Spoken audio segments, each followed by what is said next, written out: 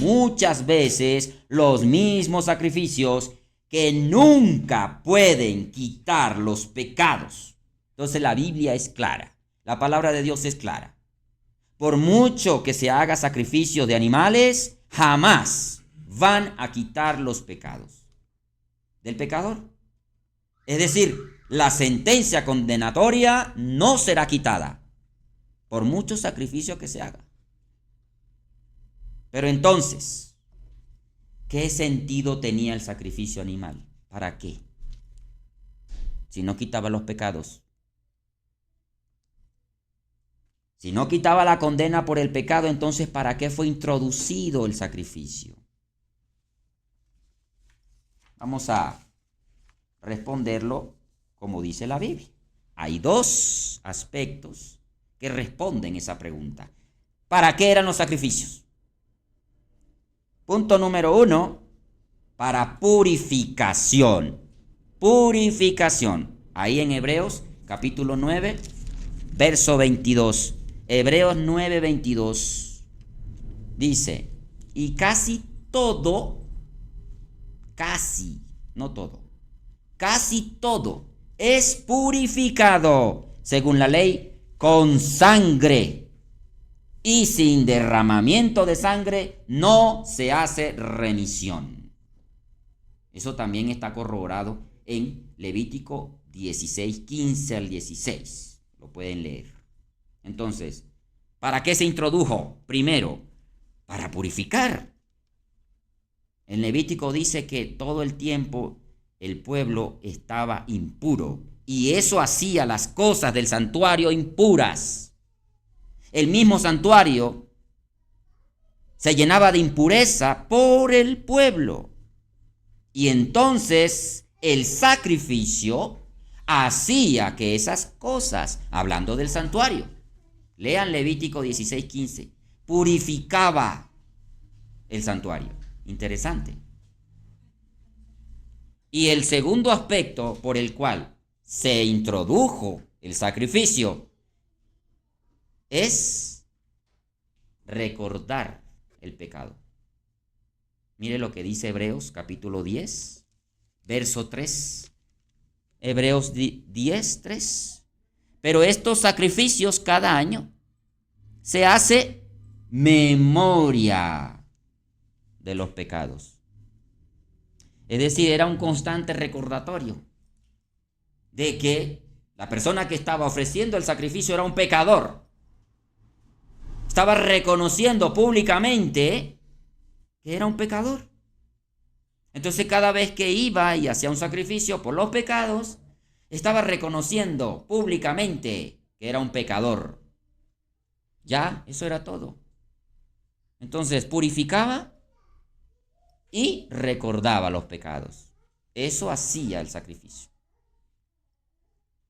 Cuando se hacía el sacrificio por el pecado ante el sacerdote, era un acto simbólico y simbólico temporal, puesto que luego del sacrificio, de nuevo el individuo volvería a pecar y así el ciclo se repetía una y otra vez. Por eso la frase que dice en Isaías, capítulo 1, verso 11, el Señor declara y dice, hastiado y cansado estoy. ¿De qué? ¿De ustedes? No. De vuestros sacrificios. Dios estaba cansado de eso. Porque las personas, el pueblo, creía que sacrificando el animal ya había resuelto el problema con Dios. Entonces, era la salida fácil. Peco, voy y hago el sacrificio y ya estoy limpio. Se parece mucho a lo que ocurre hoy, ¿no? En cierta iglesia. El que reza, el que peca y reza, empata, dice el dicho. Bueno, Dios estaba cansado de eso y hastiado. No le interesaba en realidad a Dios la muerte de esos animales, en absoluto. Un solo pecado, hermanos, incurre en condena.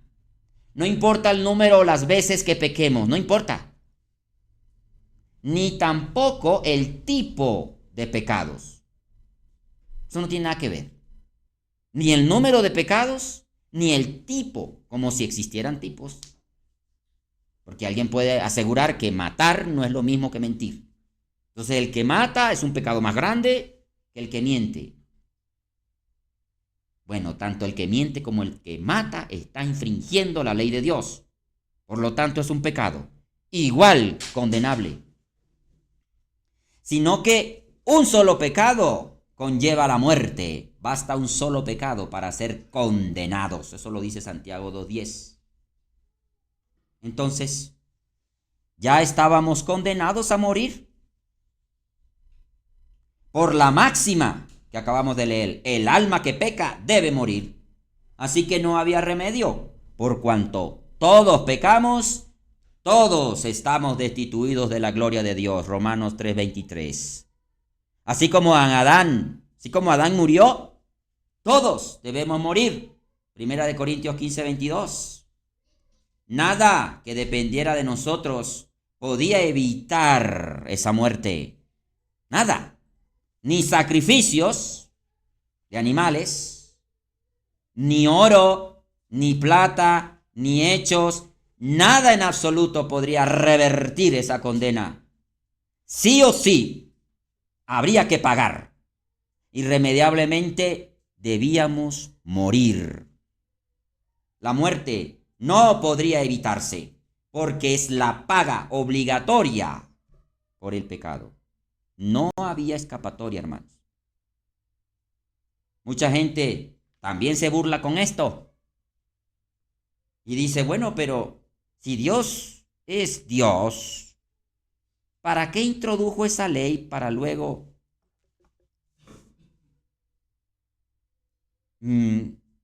enredarse él mismo?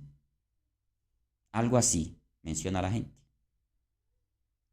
Si pudo haber evitado todo esto para no complicarse tanto, entonces ¿para qué no hubiese puesto esa ley y ya?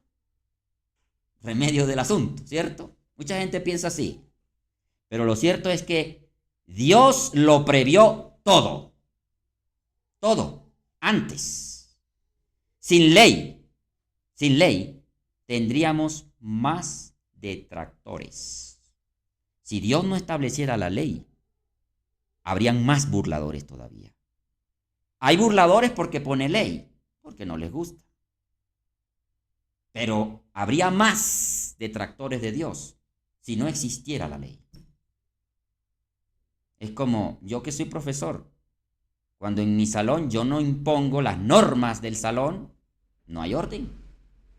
Y dejo que los estudiantes hagan y deshagan. ¿Qué es peor? ¿Mantener la ley o no tener la ley? Esa es la pregunta. Entonces, sin ley tendría más detractores y solo ocasionaría anarquía, confusión y desorden. Ahora bien, en vista que no se podía evitar la muerte, es decir, la paga, lo que sí se podía evitar era no quitar la ley, no sustituir la ley, no. Porque Dios no es un hombre para que se esté arrepintiendo de lo que hace. Eso lo dice Números 3, 23, 19. Ni hay sombra de variación en él, Santiago 1:17, sino que había que sustituir, no a la ley, sino al acusado,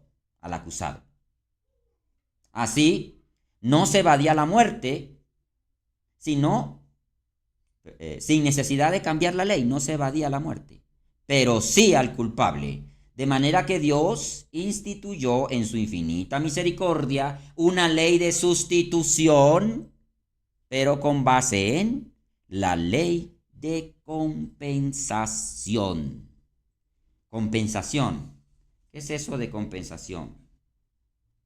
En el diccionario viene del verbo compensar, que significa igualar en opuesto sentido al efecto de una cosa con la otra, usando también como intransitivo y como pronominal. Dar algo o hacer un beneficio a alguien en resarcimiento del daño, perjuicio o disgusto que se ha causado, usado también como pronominal. Ojo, la compensación no es venganza, no podemos confundir esos términos. Entonces, el intercambio de dos cosas tiene que ser del mismo valor. La compensación. Pero para que esto tuviera lugar, se necesitaban 7 requisitos. Puede que existan más. Yo solo voy a resumirlo en 7. 7 requisitos para que se pudiera dar la sustitución correctamente y que fuera aprobada por Dios. Entonces, vamos a empezar con la primera o el primer requisito de la ley de sustitución. Tiene que ver el alma por alma. Alma por alma. Ningún animal podía de ninguna manera sustituir a un ser humano. Es decir, era importante que el animal sustituyera al alma humana, porque no tenía sentido. Es decir, el alma animal no tiene el mismo valor espiritual. Imposible. Por eso mismo es que Dios establece que en Éxodo 21-23 es un pasaje también bastante conocido. Éxodo capítulo 21, verso 23 al 25. Dice: mas si hubiere muerte, entonces pagarás vida por vida.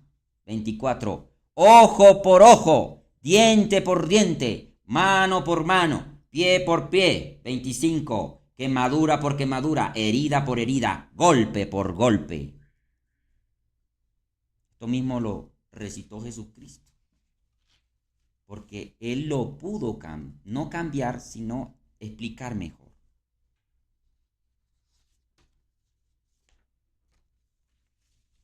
Y en Génesis 9, del 4 al 6, también habla algo parecido. No fue algo que se instituyó únicamente en el monte Sinaí con el pueblo de Israel. Ya Dios lo había determinado mucho antes, cuando hizo el pacto con Noé, después del diluvio. Génesis 9, del 4 al 6. Dice lo último del pasaje: el que derramare sangre de hombre, por el hombre su sangre será derramada. ¿Por qué? Porque a imagen de Dios es hecho el hombre, no el animal, el hombre. Se trata entonces de pagar exactamente conforme a la culpa. Estos versos indican que la sustitución debía ser exactamente igual a la causa. No es pie por mano, no. No es dedo por ojo, tampoco. No, definitivamente no. Es vida por vida. En este caso, alma por alma. Con base en esto, la única forma de evadir la muerte, el culpable, era que otro tomara su lugar, que lo sustituyera ante el juicio. Bien dijo Jesucristo que no hay mayor amor que este, que el que da su vida por sus amigos. Juan 15:13. La sustitución de nuestra muerte tenía que ser con alguien que fuera exactamente igual a nosotros, no diferente. Tenía que ser, sí o sí, humano, no animal. Humano, no un semi-humano, no. Tampoco un semidios, como muchos creen. No. Tenía que ser de carne y hueso, es decir, mortal. Jesucristo debía presentarse como sustituto en esencia de carne y hueso, como alma humana mortal. Por eso dice la Escritura que Dios le preparó un cuerpo a Jesucristo para entrar en el mundo. Vamos a leerlo. Hebreos 10. Hebreos 10. Capítulo 10, verso 5. Dice la escritura en 10:5, por lo cual, entrando en el mundo, cuando Jesucristo entra al mundo, se presenta, nace. Dice, sacrificio y ofrenda no quisiste, mas me preparaste cuerpo humano, de carne y hueso, mortal. Jesucristo debía morir, literalmente. Filipenses capítulo 2, verso del 7 al 8. También lo dice. Filipenses 2, verso del 7 al 8. Mire lo que la palabra habla aquí acerca de Cristo. Sino que se despojó. Que despojar, quitarse algo que trae. Asimismo, no fue que alguien se lo quitó o Dios se lo quitó. No, Él se lo quitó, el mismo Jesucristo. Tomando forma de ¿qué? De siervo. Hecho semejante a ¿qué? A los hombres, no a un semidios. Verso 8. Y estando en la condición de hombre, de un ser humano, se humilló a sí mismo, haciéndose obediente hasta la muerte y muerte de cruz.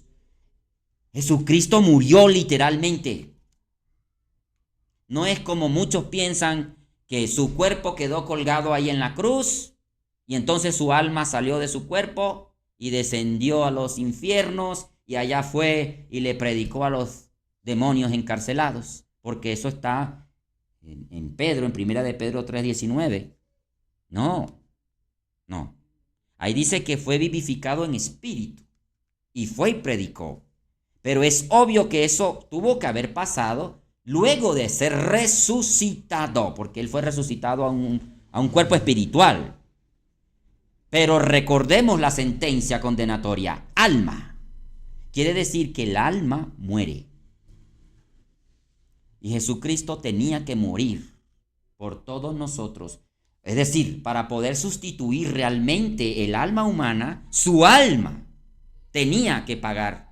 Su alma. El alma que pecare, esa morirá. Así que Cristo tenía que morir. Tenía que morir. Entonces, se preguntará uno, ¿cómo es posible que siendo Dios pueda morir? La misma palabra lo está explicando. Él se despojó a sí mismo. Se despojó de su poder. Se despojó de su gloria. ¿Y a dónde quedó? ¿En el aire? ¿En el espacio? No. Todo su poder y su gloria quedó con el Padre. El Padre la recibió. Y entonces, ¿cómo pasó de ser un Dios a un ser mortal? De un ser inmortal a un ser mortal. Bueno, es el mismo puente que explica la Biblia acerca de nosotros. ¿Cómo pasamos de ser seres mortales a seres inmortales? ¿Cómo? Es lo mismo. Es el canal, es el Espíritu Santo. Eso lo pueden leer en Romanos 8:11. Ahí lo explica. Es el mismo proceso. Todo eso va por el canal del Espíritu de Dios. Entonces ya entendemos que es el Espíritu el que carga la información del alma. Que es decir, toda la información de una persona. Su vida, su historia, sus sentimientos, pensamientos, etc. Todo es copiado. Es como internet en la nube. Los datos de usted, que los tiene en el celular, los puede subir a la nube. Datos, información, y allí van a estar. Pero ese no es usted. O no es la información que tenía en el celular o en el computador. Es información nada más. Y por eso es que entendemos que el alma está inconsciente. La vida de la persona está inconsciente cuando muere. Como que está durmiendo. Bueno, es un tema interesante que no voy a abarcar mucho porque no tengo tiempo. Entonces,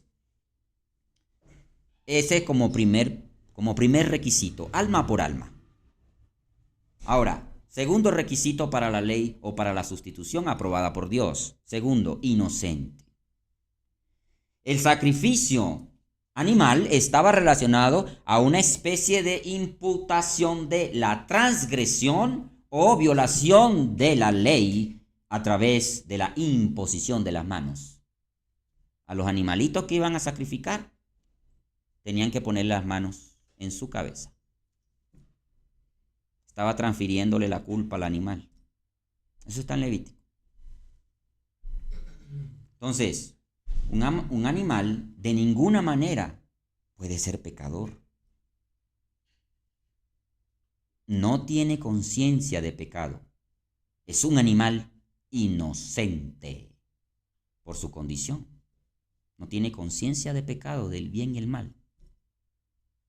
Pues bien, la sustitución debía ser de la misma esencia a la de origen, es decir, la vida íntegra de un individuo por otra exactamente igual. Pero el animal no podía hacer eso. El alma de un animal no podía sustituir el alma de un individuo. Imposible. Sin embargo, otra persona lo podría hacer.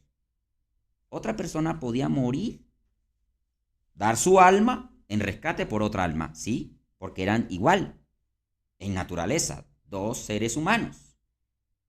¿Cuál es el problema? El problema es que otra persona no podía sustituir de ninguna manera en juicio a otra porque ambos eran reos de muerte. Todos somos pecadores, es decir, era imposible que un reo de culpa sustituyera a otro igualmente culpable. Eso simplemente no tiene sentido si ambos están condenados. ¿Cómo se va a ofrecer uno por el otro?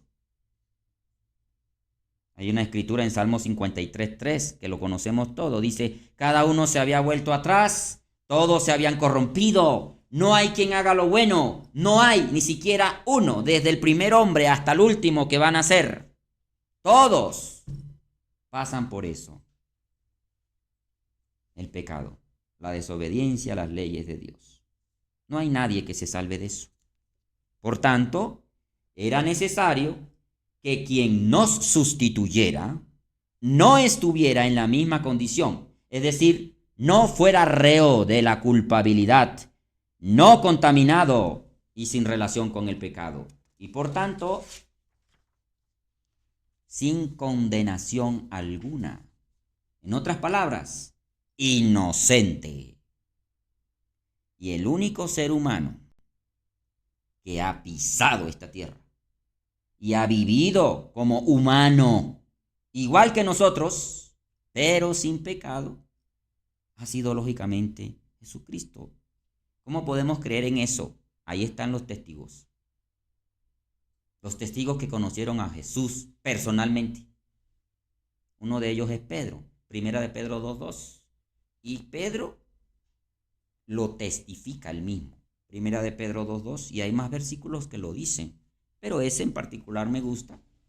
Primera de Pedro 2:22 dice, Cristo no pecó nunca y jamás engañó a nadie. Nunca.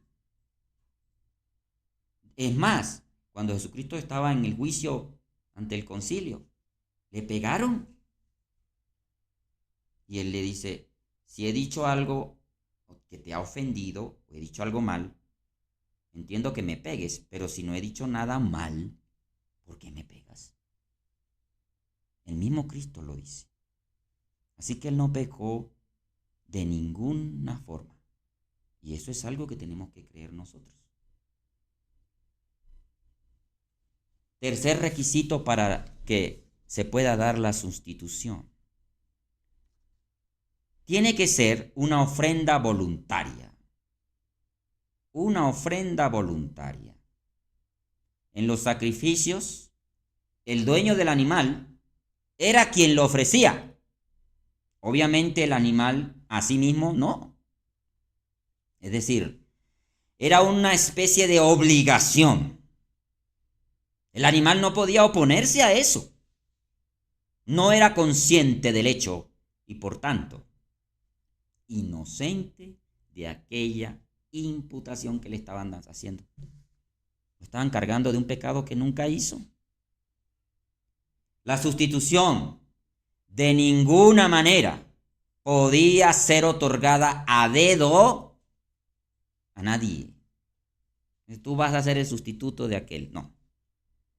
El sustituto debía ser un alma humana que se ofreciera voluntariamente como rescate del acusado. El sustituto debía ofrecerse él mismo como ofrenda voluntaria, sin presiones.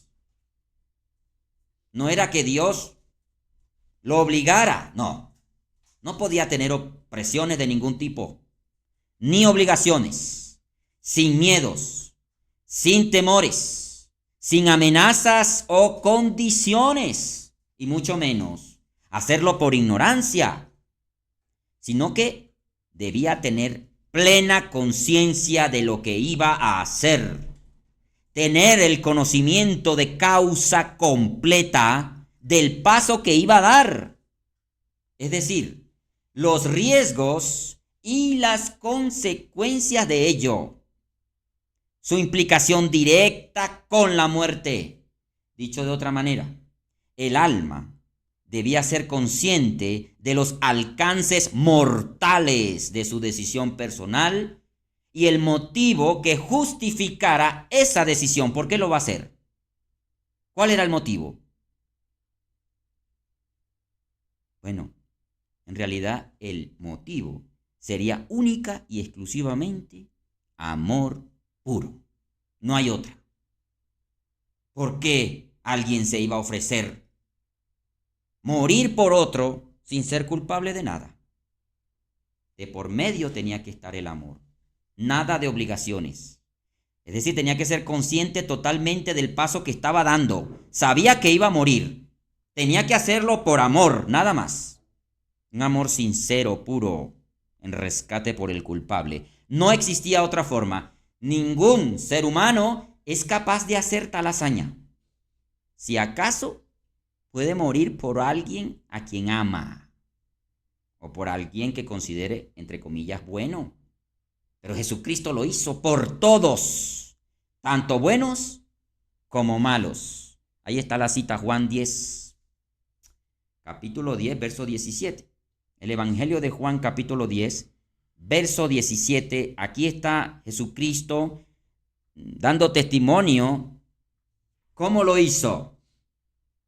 Dice, por eso me ama el Padre, porque yo pongo mi vida para volverla a tomar. Nadie me la quita, sino que yo, de mí mismo, la pongo. Tengo poder para ponerla y tengo poder para volverla a tomar. Este es el mandamiento que recibí de mi Padre. Ahí está, Jesucristo está otorgando, está dando su vida. Es una ofrenda voluntaria.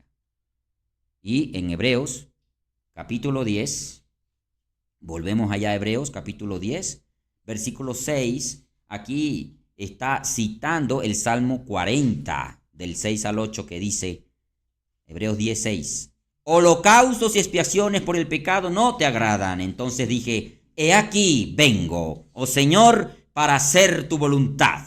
Verso 10, en esa voluntad somos santificados mediante la ofrenda del cuerpo de Jesucristo, hecha una vez para siempre.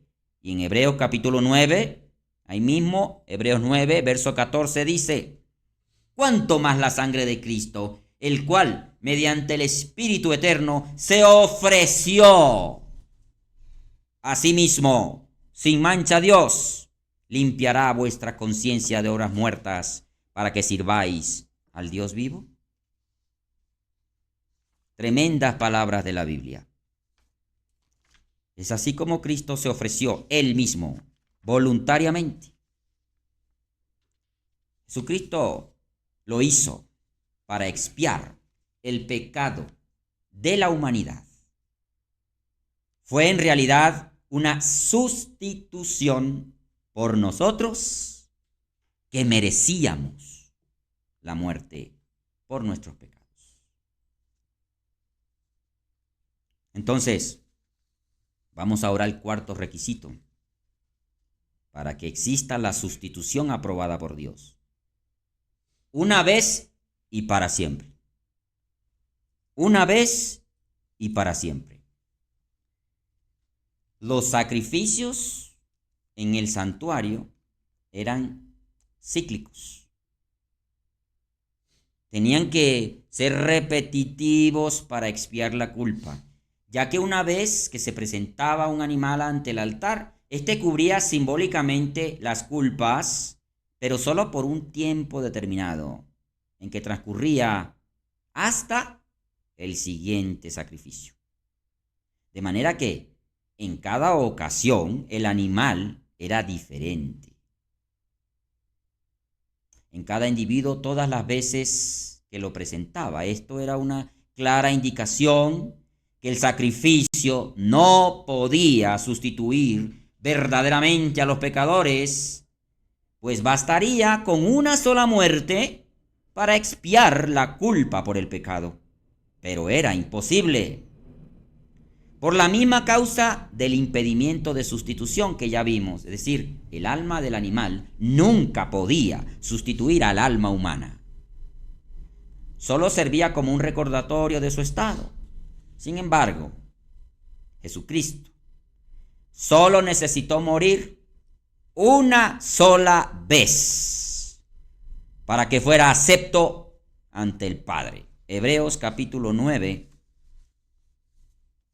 verso 25 y 26. Hebreos 9, 25 y 26. Dice la palabra acá. Y no para ofrecerse muchas veces, como entra el sumo sacerdote en el lugar santísimo cada año con sangre ajena. 26. De otra manera, le hubiera sido, hablando de Cristo, necesario padecer muchas veces desde el principio del mundo. Tendría que estar muriendo Cristo por Adán, por Eva, por Abel, por Caín, etcétera, etcétera. Y tendría que estar muriendo una y otra vez por cada uno de la humanidad. Eso no tenía sentido. Seguimos leyendo. Pero ahora, en la consumación de los siglos, se presentó una sola vez y para siempre, por el sacrificio de sí mismo para quitar de en medio el pecado. Así que no, Cristo no va a volver a morir, jamás. Lo hizo una sola vez y para siempre. Solamente Él podía hacer eso. Vamos al quinto requisito de la sustitución. Uno por todos. Uno por todos. Durante la fiesta de expiación, un animal podía representar, si acaso, una generación, una sola. Pero nunca a todas las generaciones. Es decir, cada año se tenía que repetir el ritual, pero jamás ese sacrificio podía cubrir los pecados de todas las generaciones, de todos los tiempos, y mucho menos de todos los pueblos en todas las épocas y edades. La sustitución debía ser para toda la humanidad, no solo por un hombre, no solo por un pueblo o una generación. No. El único hombre que podía cumplir ese requisito era Adán. ¿Por qué? Porque él era el padre de toda la humanidad. En él se resumía toda la humanidad. Pero es obvio que él estaba impedido totalmente, sin mencionar que ya estaba muerto. Por tanto, solo un segundo Adán podía cumplir con ese requisito, Jesucristo. Él cumplía legalmente con este requisito al tener que morir una sola vez por todos. Recordemos que todavía hay personas que no han nacido y por eso también murió Cristo. Pasado, presente y futuro. Solamente Él podía hacer eso. ¿Cómo fue posible? ¿Cómo es posible que solo en Cristo se pueda lograr eso? Colosenses capítulo 1. Colosenses capítulo 1, verso 15 al 19. Ahí resume quién es Cristo y por qué sí lo pudo hacer. Estamos hablando de uno por todos. Colosenses 1:15. Él, hablando de Cristo, es la imagen del Dios invisible, el primogénito de toda creación, porque en Él fueron creadas todas las cosas, las que hay en los cielos y las que hay en la tierra, visibles e invisibles, etcétera, etcétera. Ahí está describiendo a Cristo. ¿Quién es? De Él salió la creación. De Él. Así que, aunque Adán sea el padre de la humanidad, ¿de dónde salió Adán? Del Verbo, es decir, de Cristo. Por lo tanto, en Cristo se resume toda la creación, incluyendo a toda la humanidad. En Primera de Juan capítulo 2. También es un verso muy lindo que describe esto. Primera de Juan, capítulo 2, verso 2. Dice el apóstol Juan, y Él, refiriéndose a Cristo, es la propiciación por nuestros pecados, pero no solamente por los nuestros, es decir, los que han sido llamados a la luz de Dios, no, sino también por los de todo el mundo. Porque Dios amó tanto al mundo. Eso significa tanto a los que somos de la familia de Dios, pero también a los pecadores. También. Eso abarca a todos. A todos. Este requisito se cumple únicamente con Cristo. Requisito número 6. Perfecto. Perfecto. La ley que dice que tenía que ser sin defecto, eso lo encontramos en Éxodo 12:5 con la de la Pascua. Había que escoger el animal. En Levítico también lo describe. Tenía que ser perfecto. Este requisito está relacionado más que todo con la condición física, o sea, la integridad física del animal. En la sustitución, antes que ser una cuestión física como el animal, tiene que ver es con la condición espiritual del sustituto. Para que esto ocurriera, debía demostrarse que en realidad era perfecto. No por los ojos, no por la estatura, no por la belleza física, no. Tenía que demostrar perfección. Espiritualmente, por supuesto. Y esto, para que alguien demuestre perfección ante Dios, se requiere tiempo. Esto no es de un día para otro.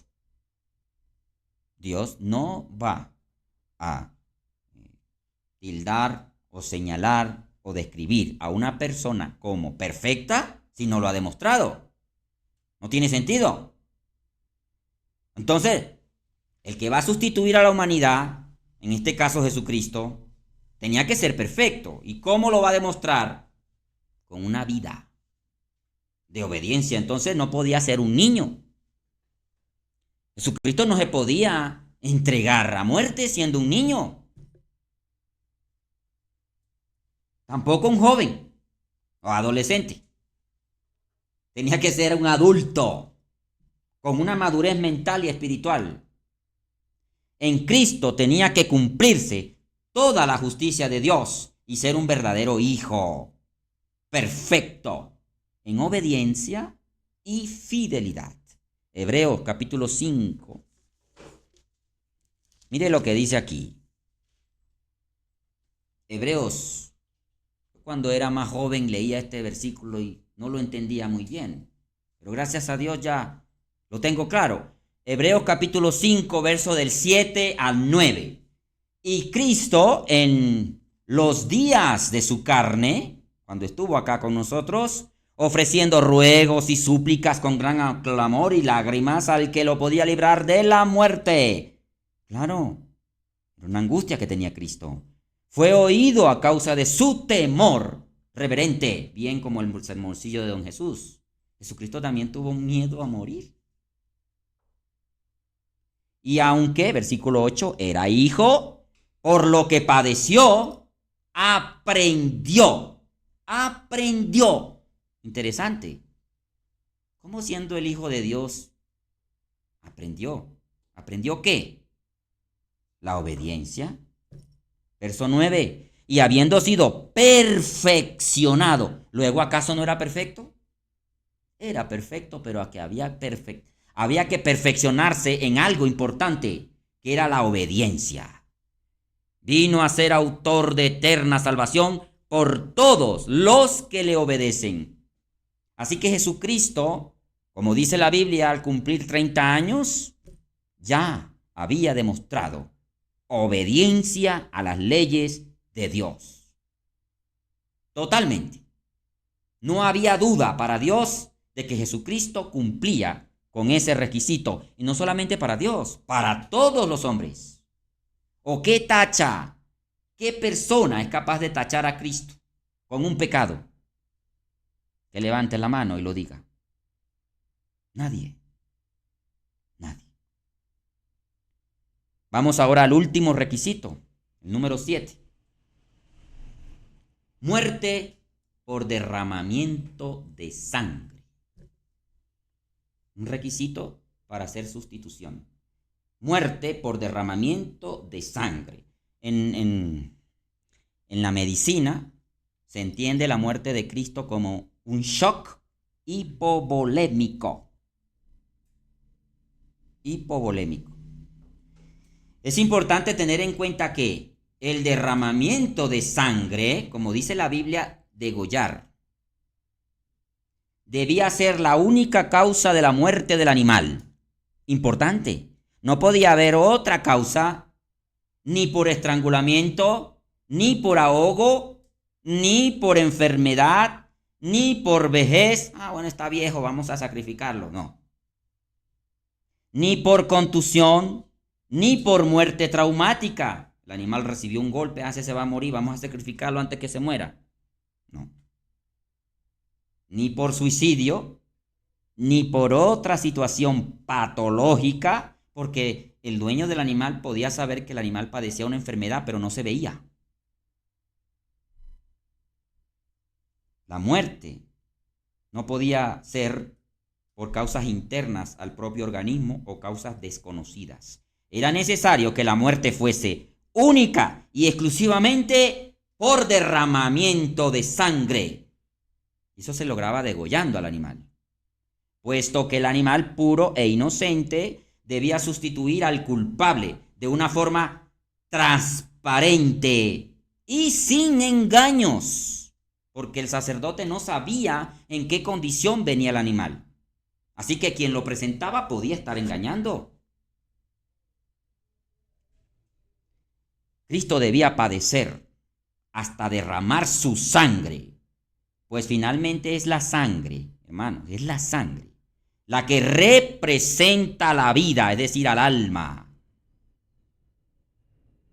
Era importante ver la sangre públicamente, no era algo a escondidas. No, el altar era público, se podía ver la sangre del animal. Era importante ver la sangre. La sangre, ¿por qué Dios elige la sangre como representación del alma? ¿Se habían hecho esa pregunta? ¿Por qué no eligió el corazón? Se supone que si el corazón no bombea, morimos. ¿Por qué no eligió el cerebro? O el hígado, o el estómago, o cualquier otro órgano. ¿Por qué la sangre? ¿Qué tiene que ver la sangre con esto? La sangre representa la vida biológica, es decir, el alma de la persona. Y la sangre, a diferencia de los otros órganos, sí llega a todas las partes del cuerpo, es decir, se irradia en todo el cuerpo. Si usted se mocha un pie, ahí está la sangre. Si usted se corta un dedo, ahí está la sangre. Pero si usted, con un accidente y Dios no lo quiera, se rompe una pierna, ¿usted va a encontrar el corazón ahí? No. El corazón está en un lugar y de ahí no se mueve. Pero si usted se abre la cabeza, ahí está el cerebro, pero también está la sangre. El cerebro no está en los pies, la sangre sí. Entonces, es algo muy simbólico, muy simbólico. Por eso Dios elige la sangre. La sangre está en todo el cuerpo, está irradiando vida a todo el cuerpo porque la sangre transporta todos los nutrientes que todo el organismo necesita, por supuesto. Entonces, vamos a Mateo capítulo 26, y esta es la última cita ya. Mateo capítulo 26, una cita que leemos siempre en la Pascua. Mateo 26, del 27 al 28 dice, son palabras de Cristo. Y tomando la copa, y habiendo dado gracias, les dijo diciendo, bebed de ella, todos, porque esta es mi sangre del nuevo pacto, que por muchos es derramada por perdón de los pecados. Cristo tenía que derramar su sangre como el animalito. Y esa sangre tenía que verse. Es como si la vida del ser saliera. Cuando hay derramamiento de sangre, el animal muere.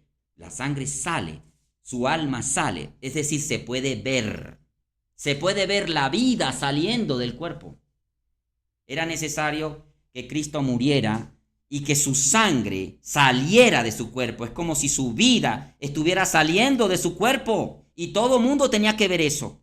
Jesucristo no podía morir por un golpe en la cabeza y ya. No. Tenía que derramar su sangre. Por eso es que cuando Cristo muere, le atraviesan la lanza en el costado y salió sangre con agua. Porque ya eso era lo último que él tenía. Poco de sangre que tenía en su cuerpo ya salió ahí. Agua y sangre. Ya había muerto. Y ya Cristo había derramado su sangre desde que se enfrentó al concilio. Allá lo estuvieron golpeando y lo estuvieron dando látigo. Ya Cristo estaba desangrando desde la noche anterior. Y en el juicio ante Pilato los soldados lo azotaron. También derramó mucha sangre. No solamente fue en la cruz. Y en la cruz siguió botando su sangre al punto que murió. Y entonces cuando fueron a partirle las piernas, porque era una costumbre romana, después de cierto tiempo, si la persona que estaba ahí no se moría, había que romperle las piernas, los huesos, para que la persona muriera más rápido. Pero Jesucristo no. Ya él había muerto cuando quisieron hacer eso, para cumplir la escritura. Sí, Cristo tuvo que derramar toda su sangre. Por eso no duró mucho tiempo en la cruz. Ver la sangre, hermanos, era un acto público. Y tenía que ser así, no en privado. Porque Cristo podía haber muerto por allá, en el patio del concilio. No, él murió públicamente. Y aquí podríamos abarcar muchas cosas acerca de esta sustitución. Pero en conclusión, lo que tenemos que mantener presente es que a pesar de todos nuestros pecados, incluso los que vamos a cometer en futuro, incluso por esos, también murió Cristo. Él nos sustituyó realmente ante esa sentencia condenatoria que nos pesaba a todos nosotros. Y lo hizo voluntariamente, única y exclusivamente por amor. Ese es el amor de Dios, que no se compara con nada en este mundo. Y si esto no nos motiva, hermanos, a continuar en la luz de Dios, entonces ¿qué nos va a motivar? Reflexionemos un poco acerca de todo lo que tuvo que cumplir Cristo para que finalmente pudiera ser aprobado como el sustituto ante el juicio por nosotros. Que tengan todos una feliz tarde de sábado.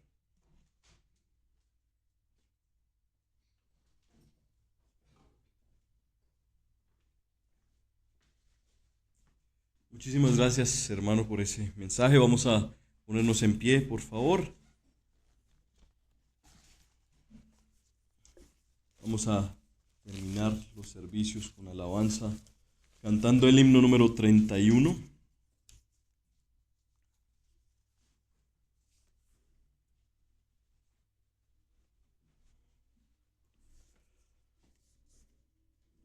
Que tiene por título Misericordioso Dios.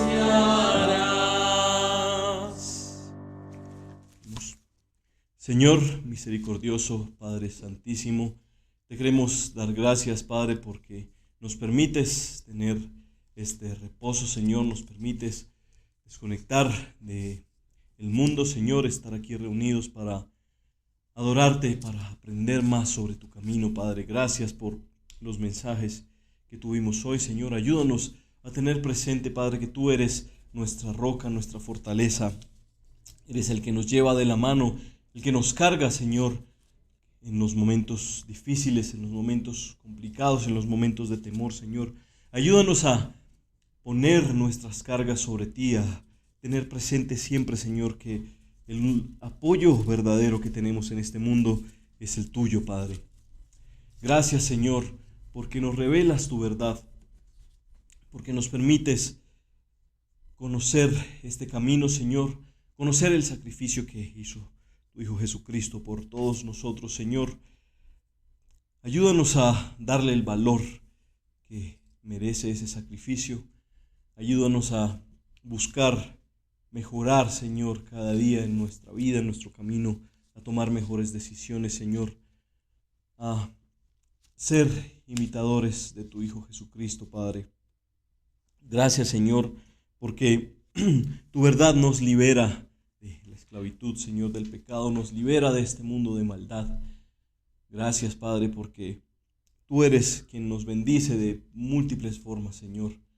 Hoy te queremos pedir por aquellas personas que están con dolencias, Señor, que tienen enfermedades en sus cuerpos, Padre, que sus corazones, sus mentes están entristecidos, adoloridos, con problemas, que su alma, su espíritu, Señor, están alejados de ti. Por favor, sé tú con ellos.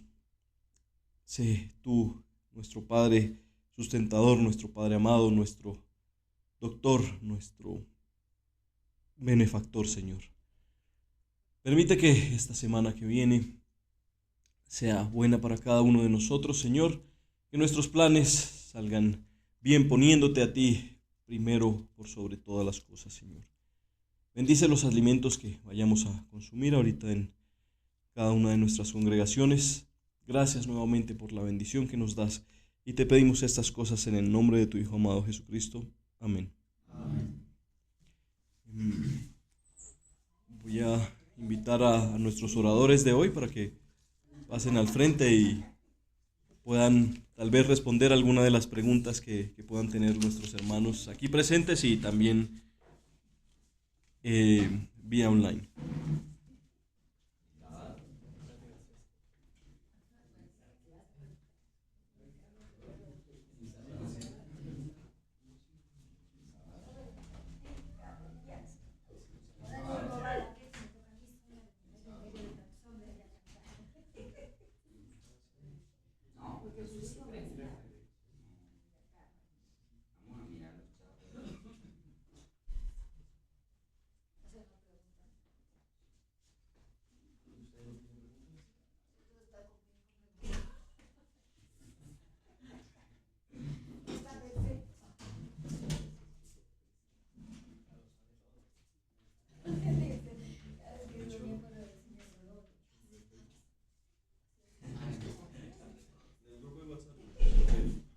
Todo está dicho, todo está claro.